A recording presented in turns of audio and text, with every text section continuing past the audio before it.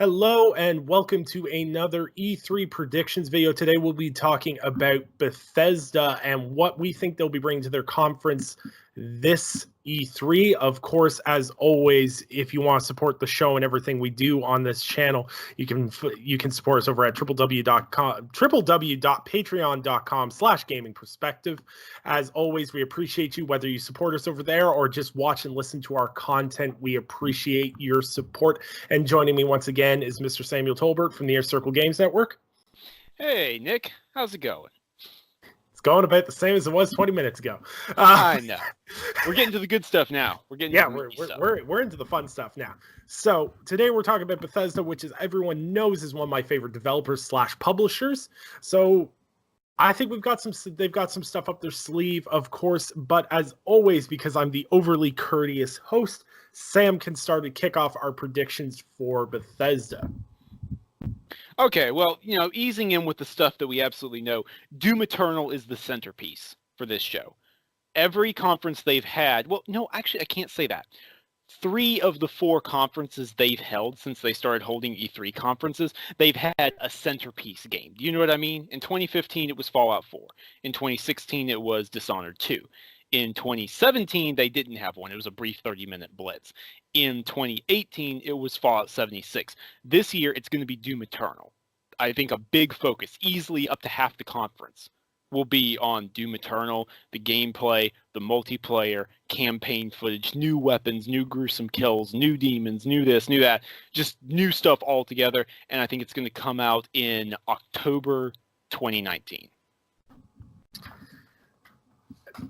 Well, for the first time since we've been doing these videos, me and Sam actually line up spot on in predictions. I definitely think Doom Eternal is the game for Bethesda's showcase. It's definitely one of my most anticipated games this year. And it's definitely, I feel, going to get fall 2019 release date. And I definitely think it's a perfect October game in the same way that Sony releasing Medieval in October is a really great idea. Mm-hmm.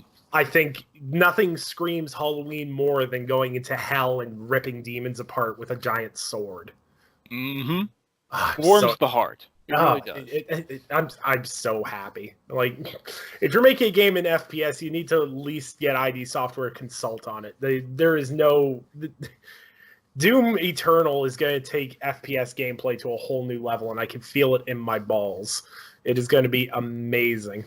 Very excited to see more of that and the release date and then getting it in my hands.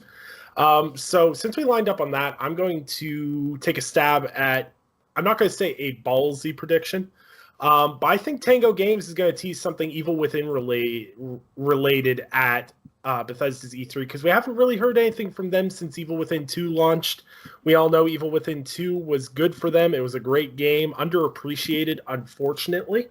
But I still think they've got something cooking. I'm not sure if it'll be Evil Within 3 or something within the Evil Within universe, but they have done something really unique with that franchise and have probably come closest to, I'm not going to say copying, but reinventing the Resident Evil formula in a way that's unique but still familiar.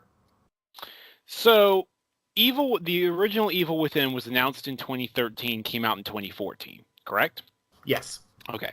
Evil Within 2 was announced and released in 2017. Yep. I think Evil Within 3 is going to be teased this year, but I don't think it releases this year. No. I think they do a trailer. You know how they did a CGI trailer for Prey in 2016, then had it released in 2017? I think a very similar situation for Evil Within 3.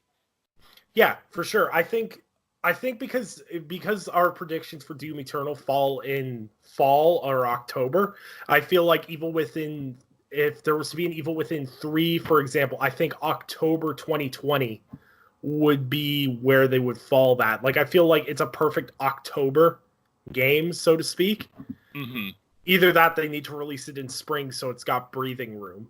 But as we've seen lately, spring doesn't necessarily have breathing room anymore. Spring is not the guaranteed breathing room that it used to be. Yeah. So I definitely think they're up to something. I think we'll see what it is, but I don't think we'll have a release date or a window. I think we're just going to get a tease, so to speak. Sam, your next prediction. So how do I put this? Indeed? No, you know what? I won't go with that one yet. I think that they're going to announce post-launch content for Rage 2. I think they're going to have an expansion for it, and I think they're going to have this insane over-the-top marketing again. They'll talk up ridiculous stats that don't mean anything. They'll advertise a discount for the game, new crazy stuff, some sort of crazy collaboration, just all-around general craziness, celebrating the fact that the DLC is coming. Absolutely. It's actually officially announced that there is a massive expansion coming for the game in fall. Wait, it is? I thought it was just basic DLC that was coming. No, there is the guns and stuff. Nope, there's an expansion plan for fall. Let me just do Rage 2 expansion.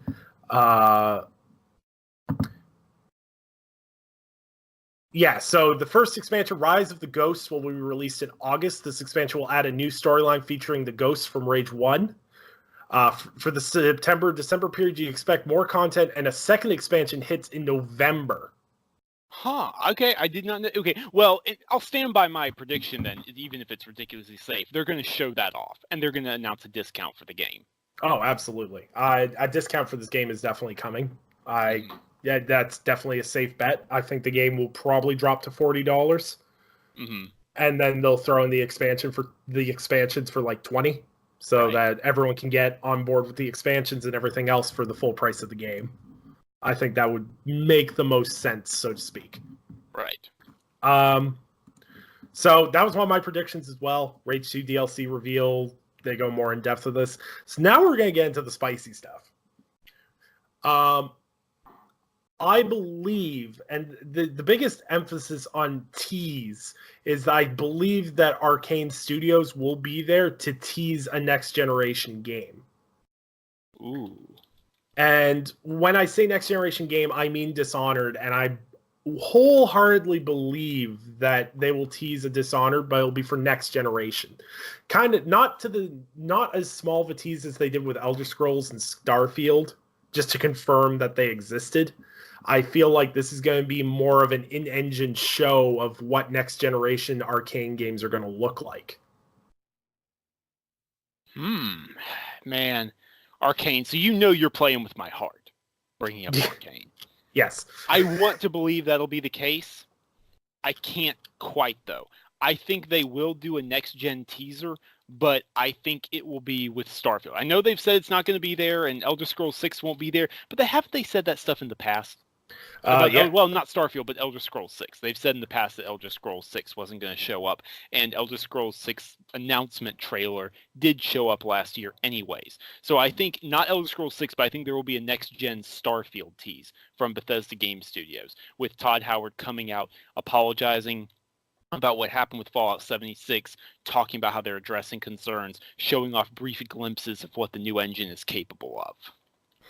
That segues into one of my predictions as well. I truly believe that they have to show off Starfield Next Generation trailer, and I feel like their hand is forced due to the Fallout 76 scenario. Exactly. This also ties into another one of my predictions, but we'll get to that a little bit later. I wholeheartedly agree. Like, the thing is with Bethesda is in the past they've said, oh, that's not going to be there, and it's been there. Like, everyone remembers when Kotaku leaked Fallout 4's announcement. Bethesda went, that's not happening. Mm-hmm. We're not showing off Fallout 4. We don't know what you're talking about.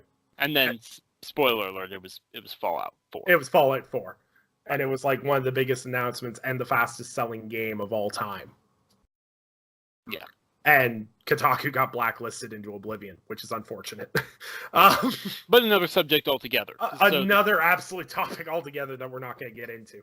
But Bethesda has a track record of things leaking out, them denying it, and then it showing up. And they also have a track record of going, this doesn't exist. And then, oh, look, it exists. Exactly. So I take their words with the biggest grain of salt. I won't be hurt if Starfield and Elder Scrolls 6 aren't there. I don't think they're this generation games. I think they're too ambitious for this generation hardware. I definitely think, like, of all my predictions, the next gen teaser, you for Arcane, me for Starfield, is the most loosey-goose of our predictions. That could easily be pulled. Mm-hmm. Not happen. That's one of those things with if they Rage 2 expansion stuff, they give a bunch of stuff on Doom. Tango does a tease. They could afford to pull Starfield. Doom Eternal is huge. That game is going to be massive for them. They can very easily decide not to show something else as a result of that. Absolutely. For me, I want to see Starfield just out of my own sheer curiosity. Just for the fact that it's a full-scale sci-fi RPG, and like outside of Outer Worlds, we don't really have any games like that anymore. Mass Effect's shelved. It's just a really unique setting, and I'm really interested in what they could do with it. We don't have any more sci-fi space operas. No. And that's why Starfield has such the perfect opportunity as a result of Mass Effect being on ice. Yeah, and I will say this, I am with everyone else. I'm kind of worried about Starfield in a way, in terms of I've lost kind of a little bit of faith with Bethesda Softworks, especially their internally developed. Their published stuff has always been amazing. But I do have some concerns about their internal projects and everything else. They need to prove to me that they've taken the feedback of Fallout 76. And as someone who's played Fallout 76 and has been very vocal about the issues of the game, I'm very impressed with how they've managed to turn the game around, add expansions in, and turn that game into basically turn that game into what they promised it would be. It was a rough start, but they stuck with it, and I will commend them for sticking with it, because it was definitely not easy, and a lot of that fell in their lap. They had to stick with it. Absolutely. Make no mistake, they had to. But credit to them, they have stuck with it, and they've got some great expansions out. It's a lot of fun. We've played it together. Yeah, absolutely. It's a lot of fun to play now. Yeah, you gotta get back into that, man. Yeah, it's on that long list of things that keep, like... I'll clear out this review backlog one day. So, my final Bethesda prediction, so to speak, is we're not going to see another Fallout game till next generation. Right. I think that's an easy in the bag. They need to reevaluate that game franchise after 76, because obviously 76 isn't what the core audience wanted, but they have introduced new people to the series now. Right. I think they need to. I think would be a very smart move would be Fallout 3 remaster in the new quote. I put quotations around new creation engine. In the updated, reworked engine. Yes, because everyone sat there when that piece came out. I don't even remember the sourcing they had for it. That Bethesda was sticking to the same engine, and that everyone was like, well, all their games are going to look like they do now forever if they stick with that engine. But Jason Schreier and quite a few others stepped in on that Reset Era thread and said, no, actually, just because it's called Creation Engine doesn't mean it's not a new engine.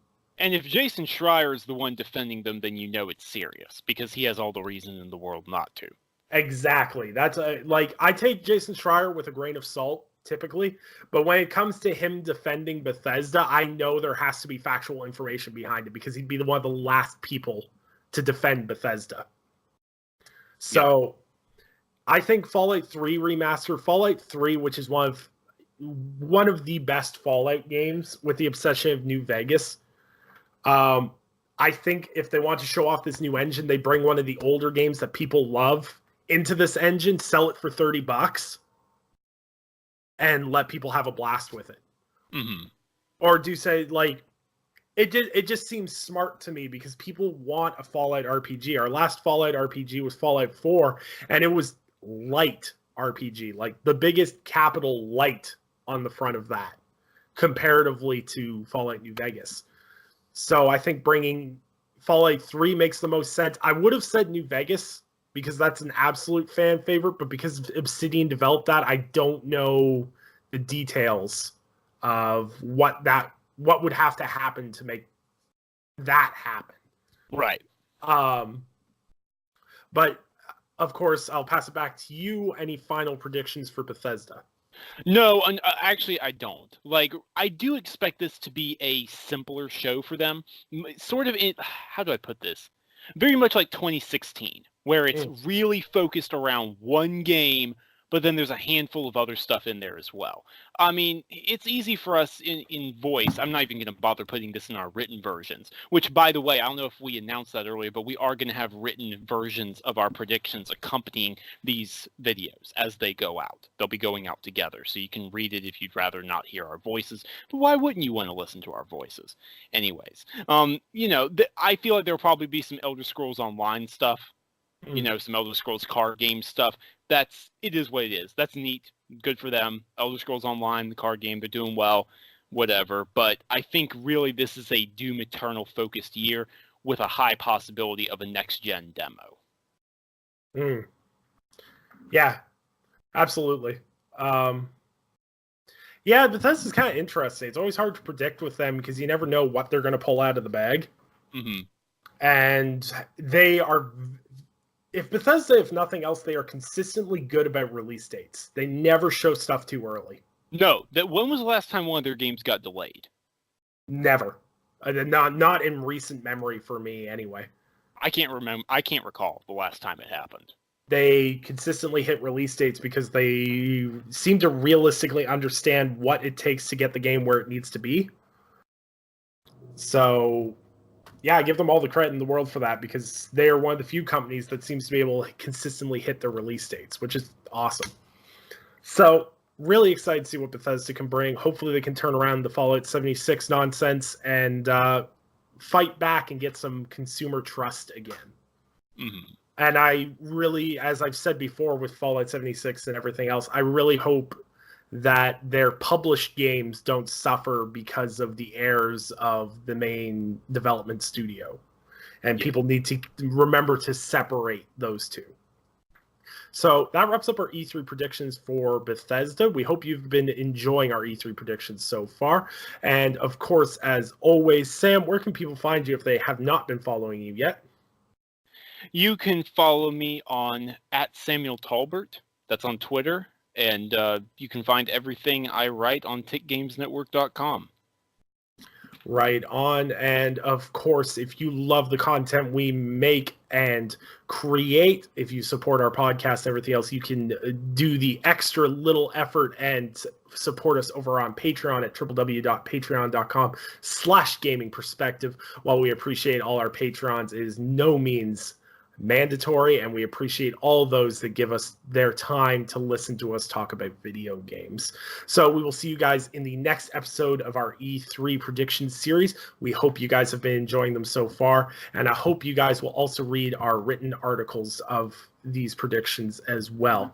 So have yourselves a great day, and we will see you in the next one.